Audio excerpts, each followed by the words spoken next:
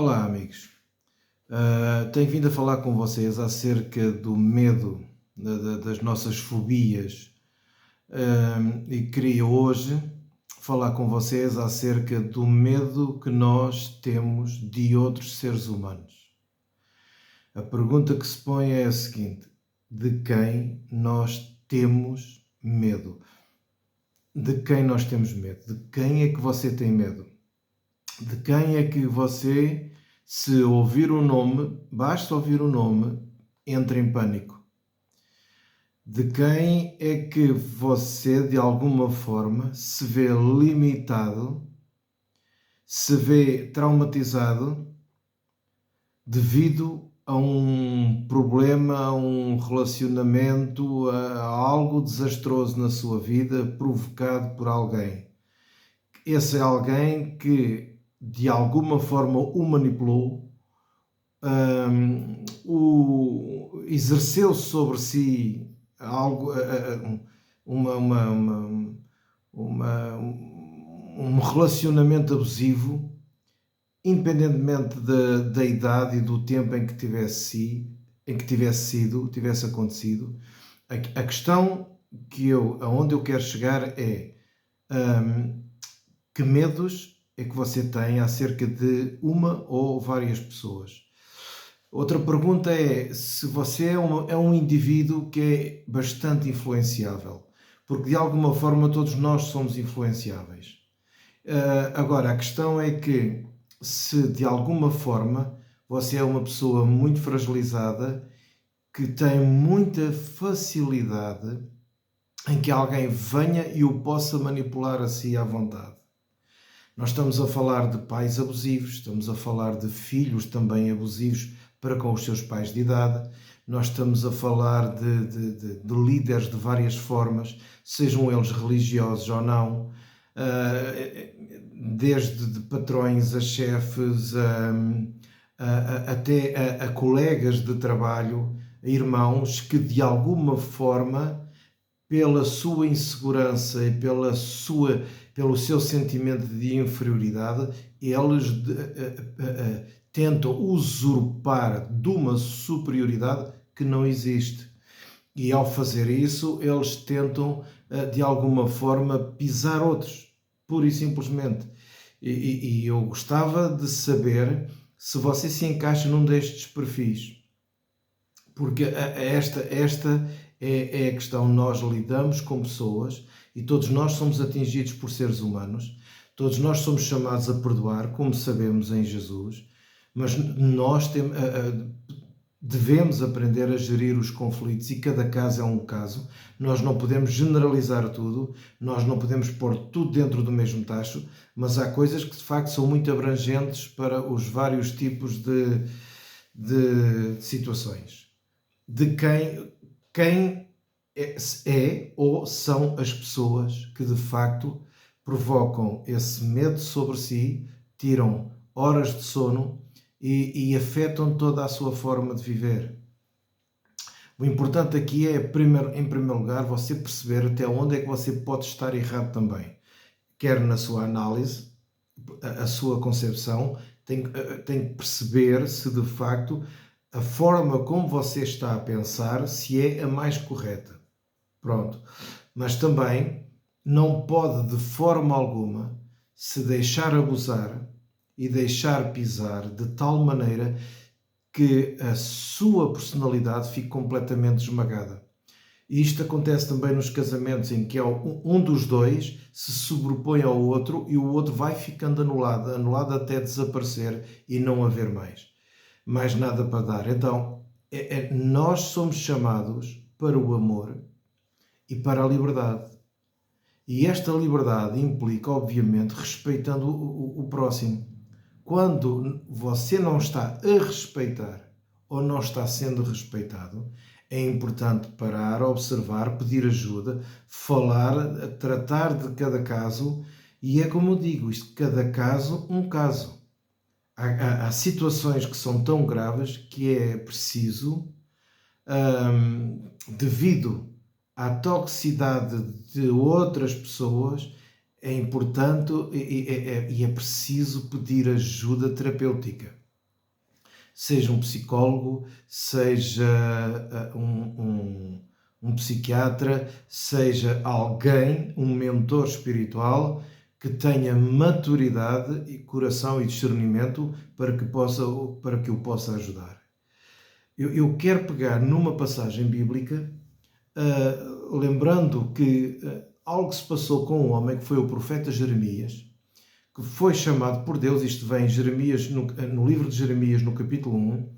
Ele era muito novo, não se sabe a idade ao certo, mas segundo alguns historiadores calculam que ele tivesse ali entre os 23, 24, mais ou menos. E Jeremias foi aquele profeta que acompanhou a queda de Jerusalém no ano por volta de 586. O reino do norte, Israel, já tinha caído debaixo dos assírios. Entretanto, vem isto em 721 ou 22, entretanto vêm os babilónios e conquistam não só os assírios e toda aquela região e ameaçam, e não só ameaçam, mas fazem cair o reino de Judá. E aí, durante um período de 70 anos, deixa de existir um reino independente, sendo que foi levado para o exílio e mais tarde, por instruções divinas, é o próprio rei persa, que entretanto já se sobrepôs aos babilónios, que permite que o povo retorne para reconstruir a sua identidade espiritual, etc. Mas, por esta altura, Jerusalém está completamente sem qualquer tipo de afinidade com Deus, porque Israel sempre foi uma nação muito rebelde contra as instruções de Deus. Israel, quando começou a receber instruções de Deus, começando com Abraão, sempre entendeu que era para ser abençoado e nunca entendeu que era para ser uma bênção. E ainda hoje há este espírito muito de olhar para si próprio. E Jesus, quando vem reforçar exatamente o contrário, e isto lhe custou também, como sabemos, a sua morte, porque quando Jesus aparece como um revolucionário. Nós sabemos que era o cumprimento dos profetas, Jesus era o cumprimento da lei, que era a vinda do reino com ele. Jesus é Deus encarnado, quer dizer, se fazendo em carne. Ele é a palavra que se fez carne, é a vinda do Senhor, é a chegada do reino de Deus, e isto anula fronteiras. Mas Israel nunca entendeu isto. E na altura os judeus que existiam esperavam um Messias que fosse um Messias guerreiro, lutador, que obrigasse todas as nações a se vergarem diante deles. Vejam só bem a distância de pensamento, a distância de convicções que os judeus, a começar pelos religiosos, claro, sempre os religiosos à cabeça, tinham para a vinda deste Messias. Muito bem. Então, quando Jeremias é chamado, ele é aquele último profeta que acontece com a queda. É ele que começa a anunciar a destruição. Mas Deus vai chamar Jeremias e Jeremias começa a tremer, porque Deus diz a Jeremias: olha, eu antes que fosses formado, eu já te conhecia. Então vai ser assim, eu te pus para derrubares e para construires. E tudo o que eu te disser para tu falares, tu vais falar. Tudo aquilo que ouves de mim que seja para falar, vais falar. Tudo aquilo que eu disser para tu fazeres, tu vais fazer. E Jeremias fica com medo, porque Jeremias bem sabe que sociedade é que está instituída naqueles tempos. Jeremias bem conhecia o rei. Jeremias sabia a situação dos sacerdotes, dos pastores da época, dos condutores do povo, e o povo, na sua forma geral, a carneirada, seguia as instruções dos seus maiorais. Então, Jeremias conhecendo a sorte que outros profetas tiveram, que foi morte, ora, ele bem sabia para onde é que estava a ser lançado. Bom, mas Jeremias obedece e, entretanto, Deus lhe dá uma visão onde ele vê uma vara de amendoeira. E Deus pergunta-lhe o que vê Jeremias, uma vara de amendoeira. E Deus diz: viste bem, porque eu vigio, eu velo pela minha palavra para a fazer cumprir. Então, Deus tinha dito a Jeremias: tudo o que eu te disser, tu vais falar, tudo o que eu te mandar fazer, tu vais fazer. Então, quando Jeremias vê uma vara de amendoeira, há aqui um trocadilho entre a palavra amendoeira e a palavra vigio ou velo, como vem em algumas versões. E o trocadilho no hebraico é shaked. Isto tem a pronúncia, não é a mais correta, mas shoked para amendoeira e shokad para a palavra vigiar. E a palavra do versículo de cima, do versículo 11, vem da raiz da palavra de baixo, da palavra vigiar. É interessante.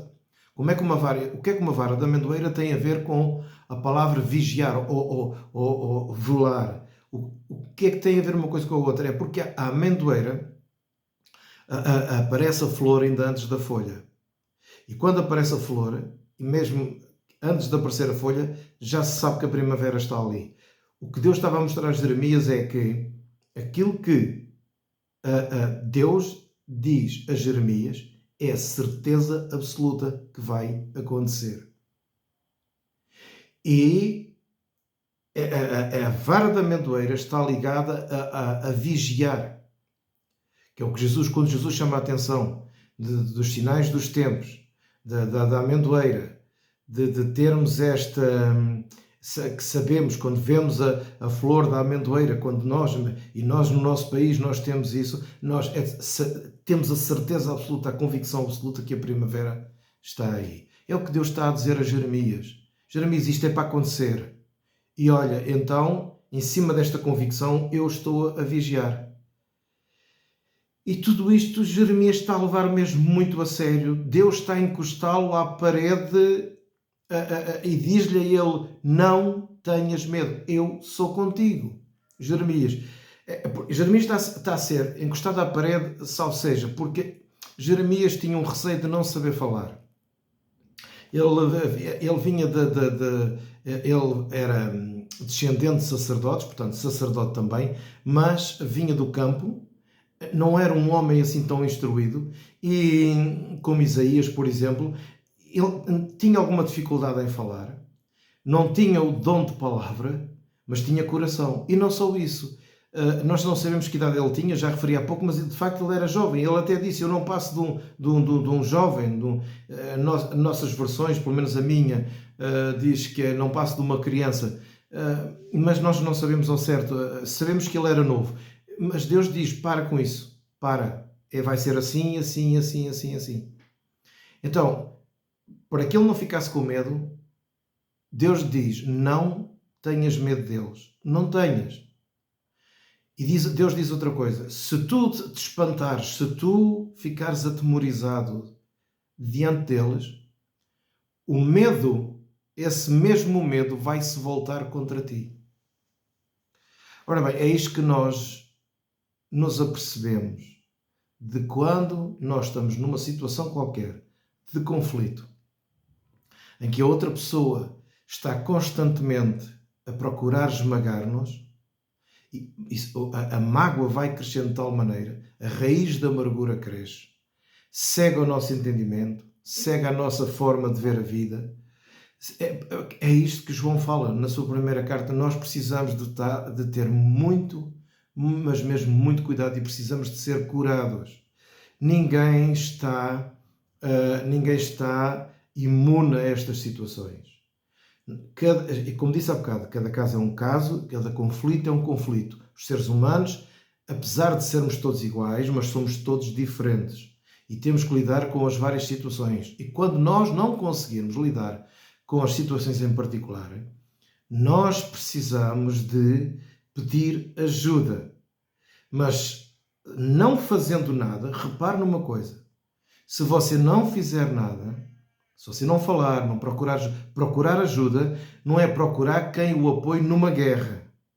presta atenção, pedir ajuda não é quem põe a lenha na fogueira, é quem põe a água na fervura. Porque nós somos chamados para a paz, nós somos chamados para apaziguar e não para fomentar guerra, certo? Então, nós de facto devemos pedir uma ajuda que nos indique a melhor forma de resolver as situações sem guerra. Até os divórcios deveriam acontecer no máximo de paz possível, embora nós saibamos que não acontece assim. Quem diz nos divórcios de casamento, diz nos divórcios de empresas, nos desligamentos, nos divórcios, infelizmente, entre pais e filhos. Por muito que um dos dois sofra, os dois acabam por sofrer e isto não deixa de ser complicado. Mas lá está. A chamada de atenção aqui é para nós sempre abraçarmos este Cristo que não é religioso, mas é remédio para a nossa vida. É o amor de Deus que nos dá, não é cego, nos dá discernimento, nos dá entendimento. E eu falei um bocadinho disto acerca nos vídeos atrás, mas foi só uma pincelada. Hoje estou a falar um bocadinho mais a sério. Outra coisa que eu queria falar é os nossos mentores. Eu, sendo miúdo, levei muita, desculpe o termo, mas é mesmo assim, muita porrada, quando era criança na escola primária. Os professores pediam e batiam à sua vontade. Homens e mulheres descarregavam as suas fúrias e o regime político, que eu ainda apanhei, o regime antes do 25 de Abril, ajudava a descarregar essa fúria, porque a figura do professor não era em alguns casos era respeitada, mas não era apenas o respeito, era temida e apoiada por uma força política em que não podia haver qualquer queixa contra o professor. Então, nós fomos sofrendo muitas represálias. Então, os nossos mentores têm um papel muito importante nas nossas vidas. Eu cresci assim, desenvolvi assim, e entretanto, os meus pais educaram-me de uma forma, segundo eles aprenderam, eu fui aprendendo e fui procurando educar da melhor maneira que eu sabia, até que nós começamos também a desenvolver a nossa personalidade e a amadurecer o nosso caráter e arrepender-nos da forma como nós lidamos errada, para que possamos ir crescendo. Falando agora dos mentores, muitos de nós sofremos abuso de alguma forma dos nossos mentores, sejam professores da escola, sejam mestres de trabalho ou líderes espirituais. Eu lembro-me de ter tido religião moral católica com um padre excepcional. E se alguém me ouvir daqui da zona que se lembre do padre Leandro, era um padre com muito amor, um padre com muito carinho, um homem de quem nós amávamos bastante, nós gostávamos mesmo daquele padre. No entanto, havia outros padres também da época que eram... Pronto, todos nós sabemos que há líderes espirituais, não só na Igreja Católica, mas em todo o movimento evangélico, existem, quando eu digo em todo, não é em todos os movimentos, mas quer enfim, vou generalizar aqui a coisa no sentido, no aspecto cristão. Nos cristãos, no meio dos cristãos, sabemos que há pedofilia. A pedofilia existe, este tipo de abuso, estas marcas profundas que deixam nas crianças, que algumas são conduzidas depois por eles mesmos pela sua angústia, que entretanto faz com que aquilo seja uma bomba que rebente dentro deles, não se aguentem e ponham termo à sua própria vida. Mas embora isto esteja muito falado dentro da Igreja Católica, existe também dentro da Igreja Evangélica. E é digno de ser levado à justiça quem comete uma coisa dessa natureza. Obviamente. Mas estamos a falar de sermos magoados por outras pessoas. Estamos a falar agora também, generalizamos para vários tipos de seres humanos, mas vamos nos centrar aqui um pouquinho só nos líderes espirituais. Eu lembro-me, e tenho falado várias vezes sobre isto, eu tenho 33 anos de crente, e à medida que nós nos vamos desenrolando e desenvolvendo dentro das próprias igrejas, nós nos apercebemos de algumas coisas. Temos coisas boas da parte de pastores e temos coisas más.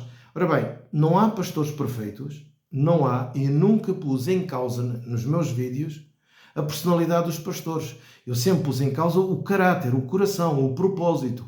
Portanto, eu via erros nos meus pastores que são absolutamente naturais, têm a ver com eles, têm a ver comigo, têm a ver, isso nunca. Eu dou graças a Deus pelas coisas boas que eles tiveram para comigo. Mas conheci outros pastores, e isso conheci, que não os meus, graças a Deus, pastor Gomes e pastora Marizé, graças a Deus por eles, mas conheci outros pastores cujo caráter, cujo coração era maligno. Mas, como não eram homens que lidavam comigo diretamente, eu só ouvia, e já há muitos anos que havia pessoas que vinham ter comigo, quer eu antes de ir para Angola, quer depois de vir de Angola, havia pessoas que vinham ter comigo num tom de desabafo. Mas as pessoas tinham medo de desabafar por causa de uma doutrina instituída na igreja, mal, errada, que eu próprio cheguei a ensinar, que está baseada no livro do Watchman Nee, na autoridade espiritual. Hoje não concordo em absoluto com esse tipo de doutrina que ainda hoje é ensinada, mas não concordo. A autoridade espiritual. Eu já falei, eu sei, não é? Eu já falei aqui algumas coisas sobre esta situação. Não vou perder tempo agora, mas não se podia dizer nada, fosse que pastor fosse. Mesmo que esse pastor roubasse, fosse malandro e traísse sob todos os aspectos, de uma forma suja, porca e enganando o máximo, não só dentro, no meio das ovelhas, como até dos seus próprios colegas. E nós vínhamos ouvindo isto. Aqui sim, aqui estamos a falar de mau propósito. Estamos a falar de mau caráter. Aqui nós estamos a falar de fraquezas. Aqui nós estamos a falar de pecados que as pessoas estão enraizadas dentro deles, e não todos culpar, porque todos nós pecamos. Todos nós pecamos, de certeza absoluta. Que você já fez coisas, e eu também, que nós, se pudéssemos voltar atrás, não faríamos. Em sã consciência, não faríamos. Ponto. Ninguém é herói aqui. Não é disso que eu estou a falar. Requer arrependimento, sim senhor, mas não é disso que eu estou a falar. Estou a falar de mau caráter. Nós não nos podemos esquecer a diferença entre David e Saul.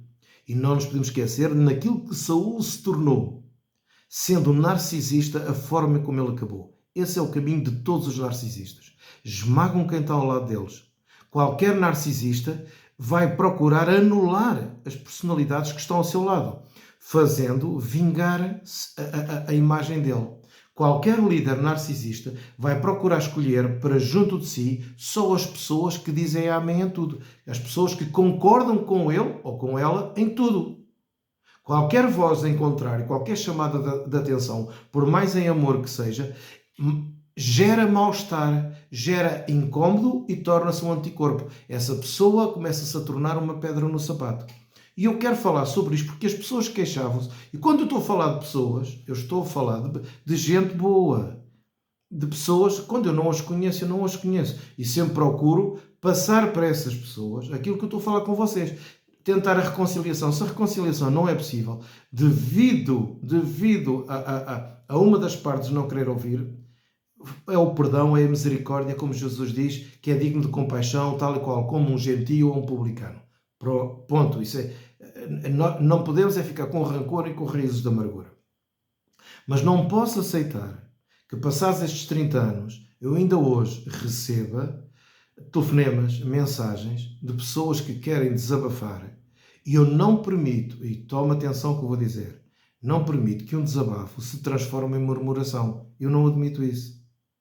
Percebe? Murmuração é uma coisa, mas a pessoa estar a ser roubada, a pessoa estar a ser enganada, a pessoa de várias muitas formas, e a pessoa é posta o caráter da pessoa e a sua imagem dentro de uma igreja, seja ela qual for, é posta em causa só porque não satisfez o narcisismo do seu líder. E quando esse tipo de pessoas, quando se abrem para comigo, eu procuro sempre falar de forma a haver cura, a haver perdão. Mas as pessoas depois não querem mais nada com aquele pastor e com aquela igreja. Quando o pastor não muda, quando nós olhamos para uma dessas pessoas e apenas vemos vaidade, presunção, tudo em nome de Jesus, e tudo parece que é unção e poder de Deus, Deus, no entanto, sabe onde é que está a verdade e o discernimento. Nós não podemos dizer, E eu, esta semana que passou, ainda vi um post nas redes sociais a dizer que os desigrejados dizem que continuam a amar a Jesus, mas que isso é uma mentira.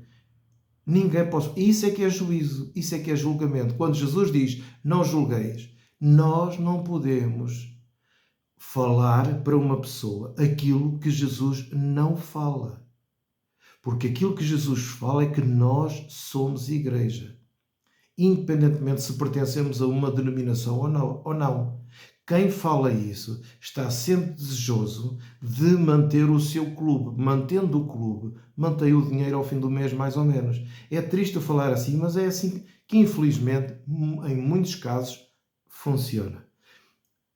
Mas muitas das pessoas que saem desse tipo de líderes, manipuladores, são pessoas que vêm completamente magoadas. E eu fico também triste com essas pessoas quando parece que algumas delas param, estagnam. Agora dizem não a tudo.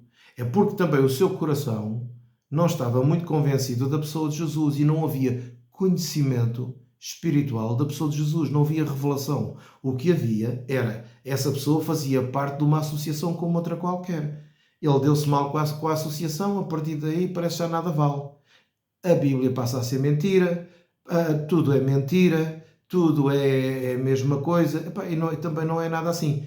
As pessoas vão dos 80 logo para os 8 com uma facilidade, sem qualquer tipo de convicção. Isso também mostra o amor que eles têm por Deus. Mas aqueles que saem e que dizem que amam a Deus, normalmente, eu olho para essas pessoas e vejo elas engajadas, a primeira coisa que eu as vejo fazer é ajudar o próximo. Em qualquer coisa que lhe apareça. E é muito simples. Se você pedir a Deus para trazer pessoas para você ajudar, acredito que Deus vai trazer pessoas até si. De várias formas. Mas muitas das vezes, essas várias formas implicam dinheiro. E independentemente da crise que nós estamos a atravessar, muitas das vezes as pessoas que já eram avarentas dentro das igrejas continuam a ser avarentas. Eu, quando percebo que as pessoas se tornam cada vez mais altruístas e dizem que amam a Deus e vão ajudar os outros, aí eu acredito no amor que essa pessoa tem por Deus. Porque nós servimos a Deus não é ao domingo na igreja. Ao domingo na igreja nós nos reunimos todos juntos, nós vamos encontrar os nossos irmãos, mas nós servimos a Deus é durante a semana, é naquilo que nós podemos fazer em ajudar o próximo. E onde nós estivermos, Jesus disse, onde quer que nós estejamos, é para alumiar a zona onde estamos, e Jesus está a falar de pessoas, para que os outros vejam as boas obras pelo facto do Pai estar em nós. Foi Jesus que disse. Os outros precisam de ver isso. Nós não precisamos andar a fazer publicidade. E como diz o Eurico, e é verdade, que a mão direita não deve ver o que dá a mão esquerda. No entanto, nós somos chamados a ser luz onde quer que nós estejamos. Por isso, se você faz parte de uma denominação onde está engajado, seja luz. Não é ao domingo, é durante a semana. Seja luz. Saia da sua igreja e seja luz. Entregue-se a servir a Deus, servindo às pessoas. Se não está a ir a igreja nenhuma, e se diz que ama a Deus, seja luz. E leve esse amor àqueles que estão em aflição. E não tenha problemas, porque há sempre pessoas. Olha, eu conheço uma senhora, já com bastante idade, e sabe o que é que ela fazia?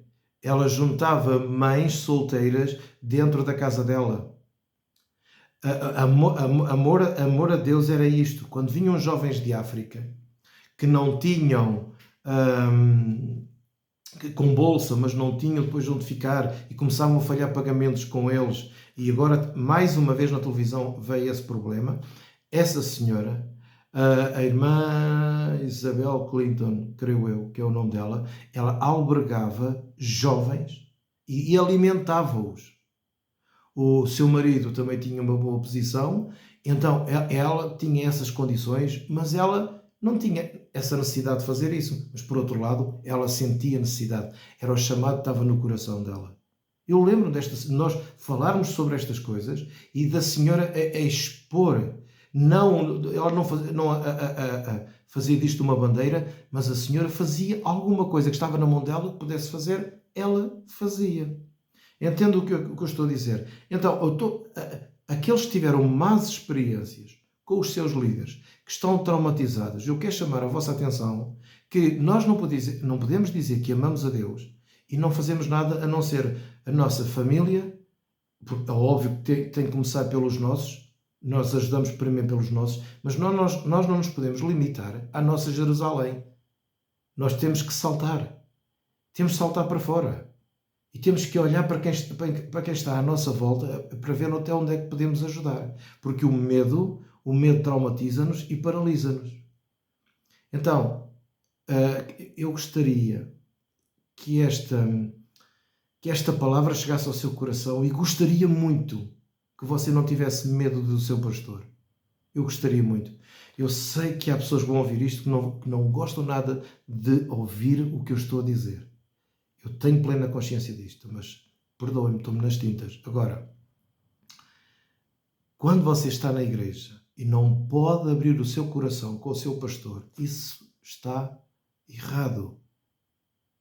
Isso, por um lado, está certo, porque você deve proteger a sua vida. Entenda. Proteja a sua vida nesse aspecto. Porque Jesus disse que nós não devemos dar aquilo que é santo para nós, a nossa vida privada, aquilo que é nosso, e eu já fiz isso, entregar a pessoas que depois não seguram a sua língua. E depois nós não podemos ouvir de outras pessoas que foram ao cabeleireiro e ouviram aquilo que disseram dentro de um gabinete a um pastor, depois foram ouvir dentro de um cabeleireiro, porque era frequentado pelos seus pastores. A sua vida foi exposta num sítio público. Quando estes pastores não seguram a sua vida privada, e a sua vida privada tem a ver, muitas das vezes, com as suas coisas mais íntimas, dos seus fracassos, dos seus medos, quando estes pastores não se seguram, e você percebe que eles não se seguram, o melhor é, de facto, estar calado e procurar ajuda no outro lado qualquer. Desde que você tenha confiança com essa pessoa. Mas isto é mau. E a meu ver, eu acho que isto é mau. Isto é sinal. Se é só uma pessoa, também pode ser dessa pessoa. O pastor até pode ser digno de confiança e a pessoa em si ser murmuradora, ser alguém que é um veneno autêntico e pode acontecer. Não pode. Acontece. Também acontece. Mas se isto acontece a uma, duas, três pessoas, e eu tenho passado muito por isto, pessoas das mesmas igrejas, porque depois, e repito, e se algum pastor me ouvir, eu procuro ser sempre uma ponte de reconciliação. Procuro sempre dizer, posso falar com o pastor? Vocês querem que eu vá falar com ele? Normalmente, quase sempre, as pessoas não querem mais falar com ele. Quando alguém...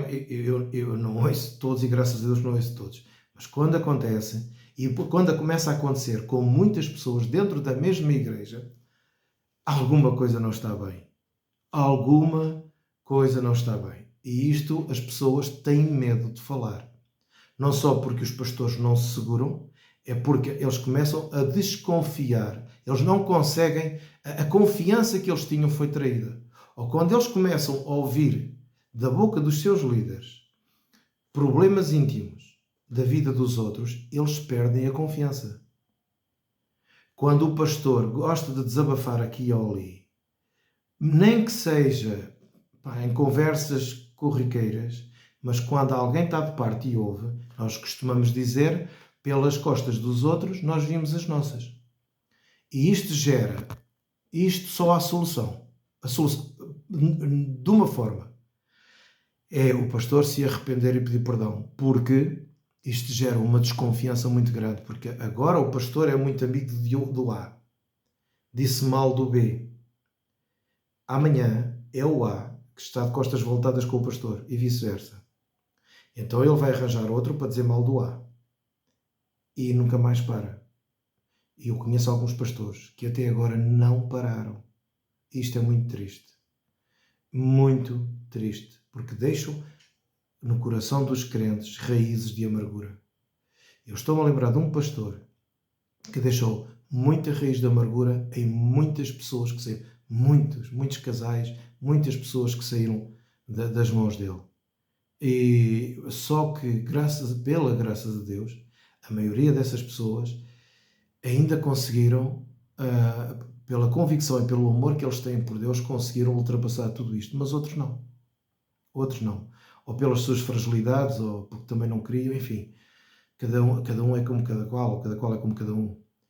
Mas deixo aqui o apelo, vou já terminar o vídeo, e deixo aqui o apelo, e perdoe-me o tempo, mas deixo aqui um apelo. Jesus nos chama para um amor, como chamou Pedro. E Jesus disse a Pedro 3 vezes, depois de ter ressuscitado: Pedro, amas-me? Pedro respondeu: amo-te, Senhor. Quando Jesus diz: Pedro, amas-me, a palavra que lá está é ágape. Ágape.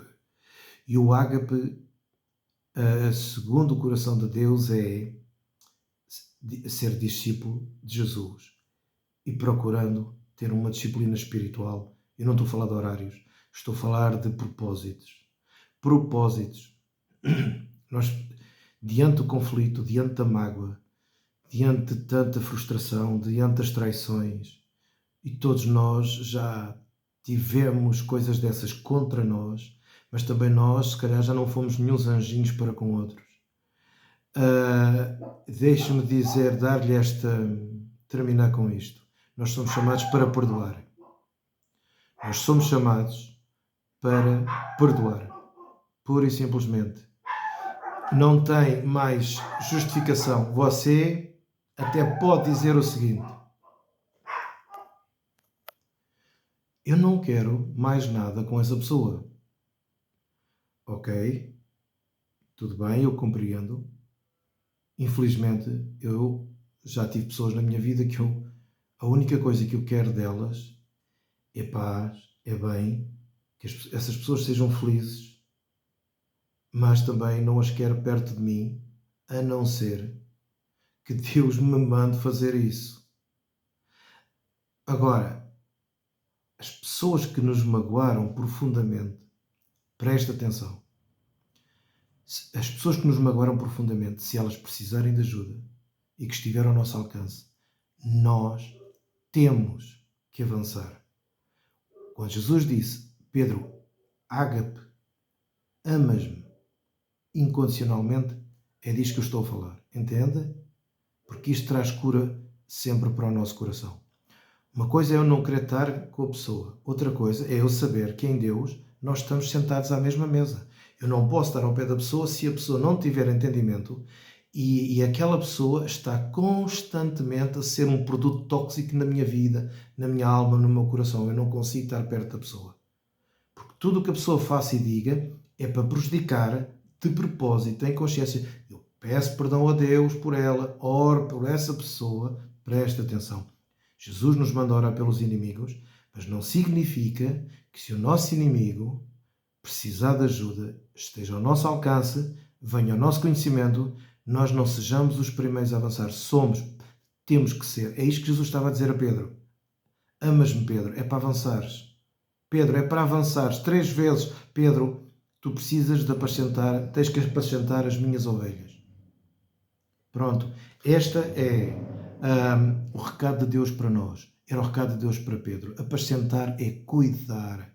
E cuidar não é de boca. Cuidar tem que ter atitude. O amor de Deus não é um amor filosófico que não possa ser posto em prática. O amor de Deus é o próprio Deus. O amor de Deus é prático. O amor de Deus não é apenas uma coisa falada. E isto, nós que entendemos e queremos viver estas coisas, é exatamente o que nós precisamos de passar para os outros. Nós que achamos que estamos um pouquinho mais com um entendimento e um discernimento mais apurado destas coisas, nós devemos ajudar os outros. E devemos pôr água na fervura e não lenha. Certo? É isto que eu quero deixar, porque o perdão é prático. O perdão é prático, não é para estagnar. O perdão e o amor de Deus tem a sua misericórdia, é algo que é posto em ação, como no exemplo da parábola do samaritano, que Jesus contou. Amor é algo que se pratica, é algo que se vai vivendo. Pronto, por hoje é tudo. Ponha um gosto e subscreva no canal. Entre diretamente e subscreva o canal, está bem? Um abraço a todos e pode partilhar, divulgue e pode deixar o seu comentário. Obrigado.